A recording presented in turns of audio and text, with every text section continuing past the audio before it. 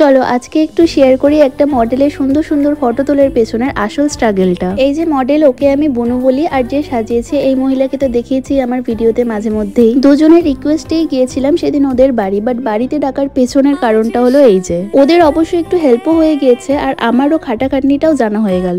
ওর nails গুলো সব খুলে গেছিল, ফার্স্টে ওটা লাগিয়ে দিচ্ছিলাম, তারপর যতক্ষণে ও ফটো তুলছিল ততক্ষণে এই ফুলগুলোও ছিঁড়ে নিলাম, যেটা ওর শুটের কাজেই লাগবে। বেশ ও শুট করতে ব্যস্ত ছিল আর আমি নিজের ভিডিও করছিলাম, বাট ওদের এই শান্তিটা ভালো লাগেনি, তাই আবারও কাজে লাগিয়ে দিয়েছিল। আমার অবশ্য বেশ মজাও লাগছিল। এতদিন শুধু মডেলের 4-5টা করে ফটো দেখতাম, কিন্তু এর পেছনে যে এতটা খাটাখাটনি সত্যিই জানা ছিল না। আমার তো বেশি খারাপ লাগছিল এই শুটের পর নাকি ফুলগুলো পান পাতা সব ফেলে দেওয়া হবে, হায় রে। আর সব থেকে বেশি মায়া লাগছিল আমার এই বান্ধবীর ওপর। প্রথমে সেই 3-4 ঘন্টা ধরে সাজিয়েছে, এখন আবার ফটো তোলার জন্য খাটতে হচ্ছে। চলো ওদের শুট শেষ করে মডেলের মা মানে কাকিমুনি হাতে সুন্দর গরম গরম চা খেয়ে সব খাটনি জল করে দিল। তো টাটা।